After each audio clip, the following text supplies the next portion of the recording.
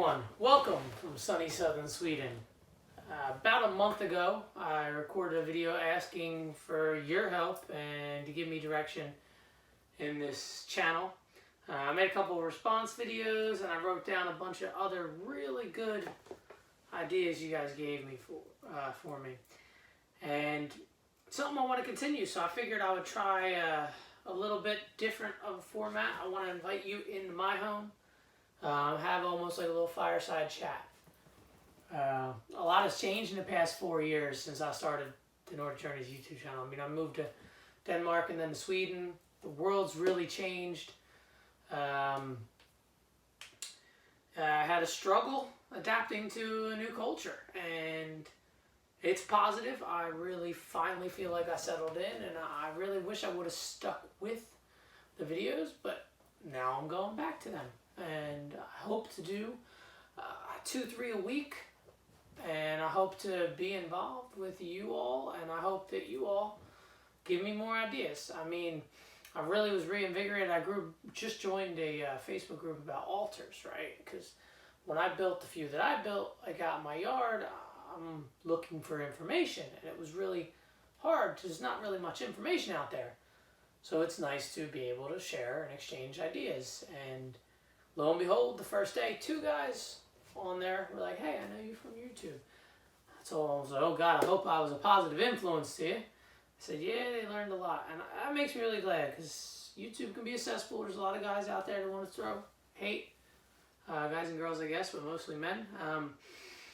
As in, I don't really care who practices heathenry. I don't want to get into politics. I just don't give a shit. And because I don't make a stand up, people think I don't know, race traitor or whatever. Listen, this is my ancestral religion. This is how I get true and back to my ancestors. And if someone else wants to use that to get to their ancestors, who cares, right? Who cares? I don't care. I'm only me. In this life, we only have control over ourselves.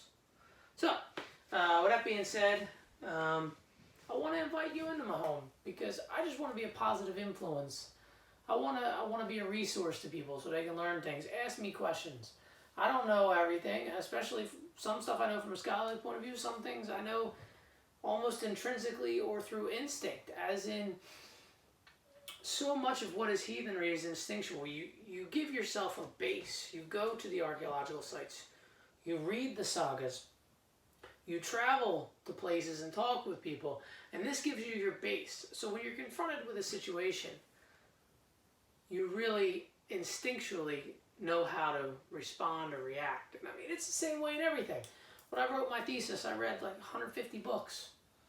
And when I put back the information, it was factual, but you don't necessarily know how it's going to come out. It just comes out instinctually in a format that is concise and intelligible for the point at hand. So I think that's a good way to look at heathenry as well. You give yourself your base foundation, and what feels right is often right. As in, you can find contradicting beliefs and feelings from the different areas that worshipped heathenry, right? We know in ancient Greece or ancient Egypt, each city had its own patron god. So why would it be any different here? You have different regions and different tribes with different affinities to each other and to deities. And those affinities to those deities would change the expression of heathenry in those areas. Another thing we'll talk about here is my journey to living in and adjusting to this new society. Just like on these videos, I want to be a positive influence in my new chosen home. So when I moved here, it was a struggle to figure things out. I mean, even my injury I just had, I didn't know how to go to a doctor. I called up and made an appointment, and my appointment was with a physiotherapist, and he's like, "Dude, you need to see a doctor. You can't even walk."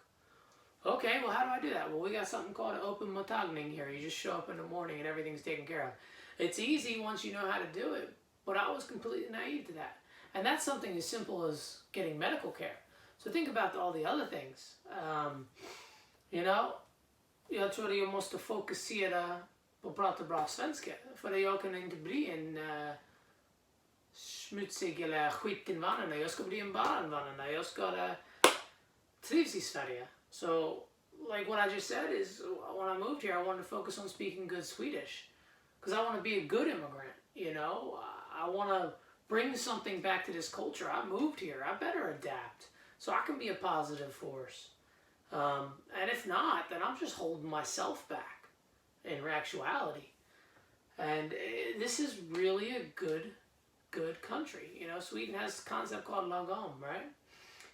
And that's like not too much, not too little, not really a middle path, but so you get your coffee and you can tell somebody, if someone asks you, want milk? Yeah, lagom.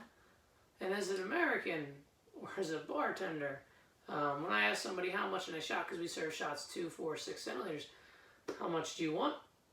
And they say lagom. I'm like, what are you talking about? As an American, I need to know, right? We say directly what we want. You couldn't even give me another beer, or you couldn't even give me a beer if I didn't ask for a specific one in a bar, because what if you give me something too strong? I can see you. Here, you just walk up to the bar and a beer. So it took me a long time to understand this lagom, and it's really true. Sweden is very passive and relaxed, and det är ganska lagom. Like this country is just balanced and natural. But we'll get more into that, and if you have any specific things you want to ask me questions about, here's your chance to do it. Direct me, tell you where you want me to go. And as always, enjoy your own Nordic journeys, my friends.